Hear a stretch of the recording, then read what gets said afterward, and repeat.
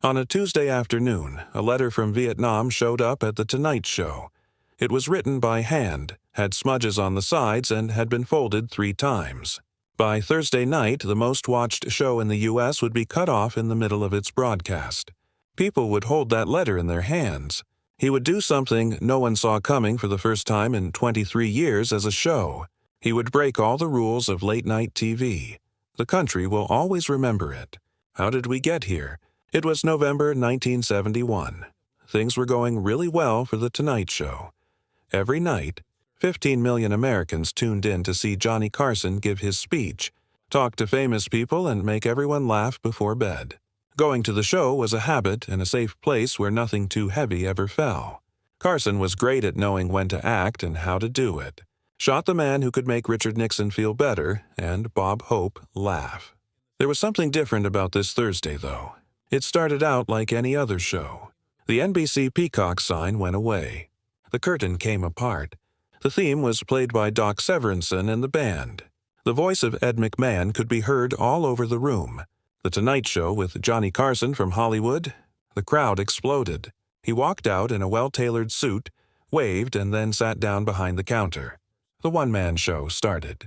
Some political jokes about the weather. On cue, people laughed, but Carson stopped in the middle of a joke. He took a look at his desk. He touched a folded piece of paper that wasn't there during practice. The crowd kept laughing without realizing it. Doc leaned forward a little, not sure what to do. Ed's smile stopped. The letter was picked up by Carson. He slowly opened it up. After reading the first few lines, everything changed for him. Carson stopped in the middle of his speech. The whole studio went cold. The joke was cut short. He wasn't happy. He raised his hand and looked up at Doc Severinsen in a subtle way. "Take away the music." Doc put down his horn. There was silence in the brass band. The studio had been very loud with laughing just moments ago, but now it was very quiet. 15 million people who watch at home lean in closer to their TVs. Carson swished his throat clean. He said in a low voice, "I need to read you something." His voice didn't sound funny at all. Not set up. There won't be a punchline. Wait a minute. Ed McMahon, who was sitting to his right, moved around in his seat. He had no idea what was going on. The producers in the box were frozen, their hands on the buttons, not sure if they should cut to commercial, but Carson didn't wait for them to say yes. He began to read. "This letter was sent to us earlier this week," Carson explained. "It's from a soldier stationed in Vietnam. His name is Private James Holloway. He's 21 years old, and he wrote this 2 days before he was supposed to come home." There was no sound from the audience. He kept his eyes on the letter. "Mr. Carson, I don't know if you'll ever read this, but I had to write it. I watch we can get a signal for your show every night. The picture cuts out sometimes, but we all watch you on the one TV we have in the barracks. We forget where we are for an hour because of you. We feel at home when we're with you." Carson stopped and took a slow breath. "I'm going home in 2 days. I can't believe it. I've been counting down the days for months, but tonight I can't sleep. I keep thinking about the guys who didn't make it. The ones who won't be able to watch your show with their families on the couch. I feel guilty, Mr. Carson. I feel guilty that I get to leave and they don't." The letter shook a little in Carson's hands. "I have a question for you. If you ever read this on your show, could you just say their names? That's all. Just so people know they were here. Just so someone remembers." Carson looked up. His eyes were red. He wasn't crying, but he was close. The studio was so quiet that you could hear the hum of the stage lights.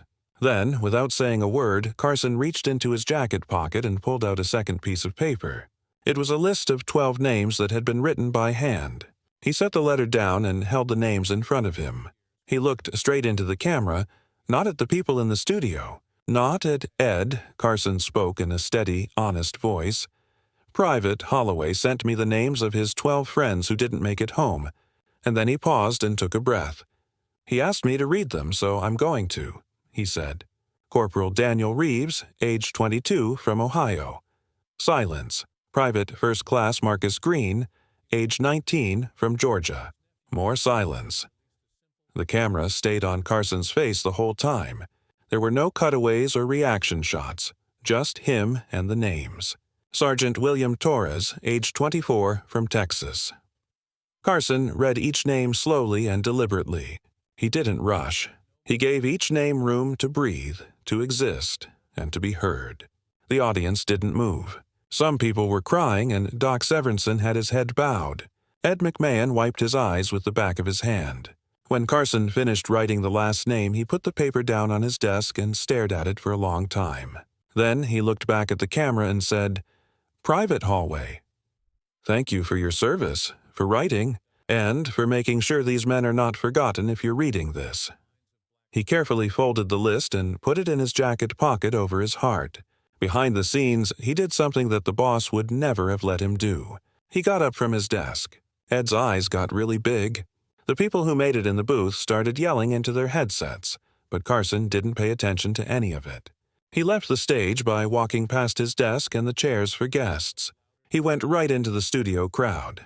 The cameras rushed to catch him. He stopped in front of a third-row woman.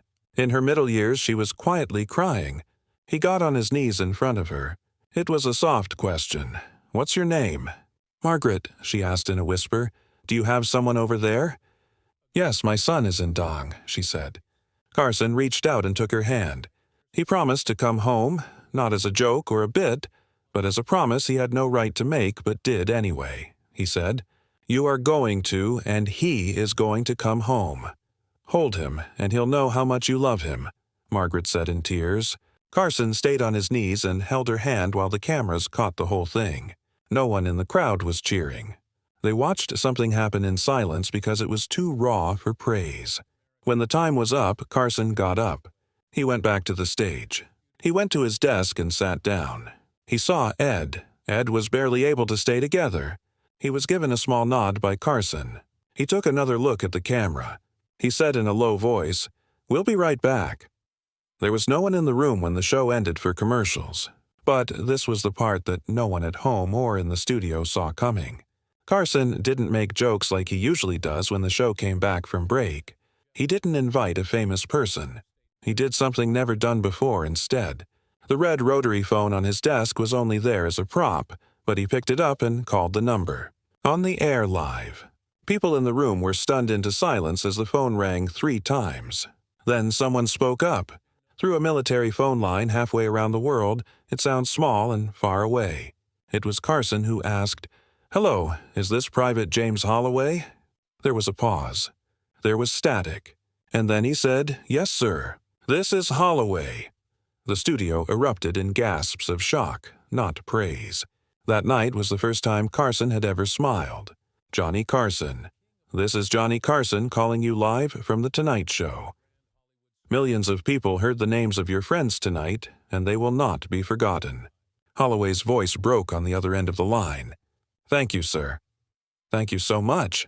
Carson's voice wavered. "No, son, thank you. Are you going home?" "Yes, sir. Tomorrow morning." "Then you get home safe." "Do you hear me?" "I will." "Good. God bless you, Private." "God bless you, Mr. Carson." The line went dead. Carson put the phone down and stared at it for a moment. Then he looked at the camera. He didn't try to hide the fact that his eyes were wet when he said, "That's all for tonight, ladies and gentlemen. Thanks for seeing it." The show ended 10 minutes early. No guests, no comedy bits, just a letter, a list, a phone call, and a moment of silence that echoed across the entire country. Share and subscribe. Make sure this story is never forgotten. The next morning, NBC received over 10,000 letters. Families of fallen soldiers, veterans, active duty servicemen, all thanking Carson for what he did. The network executives were furious that he went off script, but Carson didn't care. He kept the letter and the list of names in his desk drawer for the rest of his career. Years later, after Carson retired, a journalist asked him about that night. "Why did you do it? Why didn't you just read the letter and move on?" asked the reporter. "Why did you call him? Why did you go into the crowd?" Carson was quiet for a while, then he said, "Because those 12 men didn't get to go home. The least I could do was make sure one of them did in spirit and that Private knew he wasn't alone." But there was more to the story that Carson never told publicly. Something that happened after the cameras stopped rolling. When the show ended that night, Carson didn't go to his dressing room. He didn't speak to the producers who were waiting to discuss what had just happened. Instead, he walked back to his desk, sat down in the empty studio, and stayed there for nearly an hour. The cleaning crew found him still sitting there, the letter in his hands, staring at the list of names. One of the Essie.